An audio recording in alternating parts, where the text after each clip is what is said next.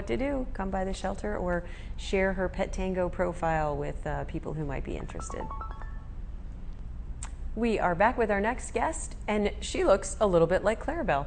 This is Frankie, and Frankie was relinquished to the shelter because her owner has to move in with friends to get some help with her health care.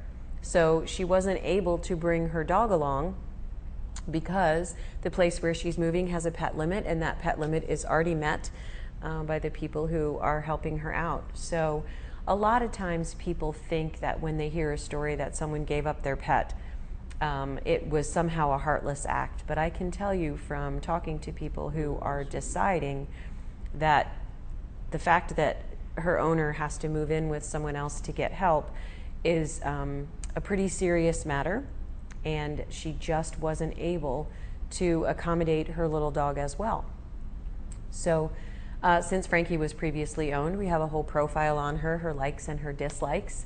She is a toy fox terrier, which is about the same size as a Chihuahua, but a little bit different personality. Chihuahuas tend to want to be held and pampered, and fox terriers are more terrier-like. They are more outgoing, they don't mind walking around on the ground, and don't have as many of the needs as a Chihuahua does, as far as Chihuahuas don't like to be alone or cold, or they make very good little purse companion dogs, while toy fox terriers are more interested in being out and about.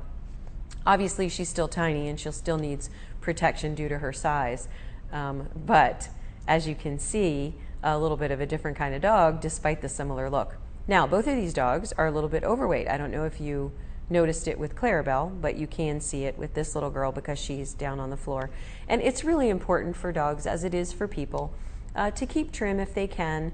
They don't have the same heart disease risks as people do from being overweight, but they have, joint problems, and they can become diabetic. So it is really important that you think about how tiny she is. It'd be really easy to overfeed her because you don't realize what a small amount of food she needs for a meal. And your vet can help you with weight check-ins.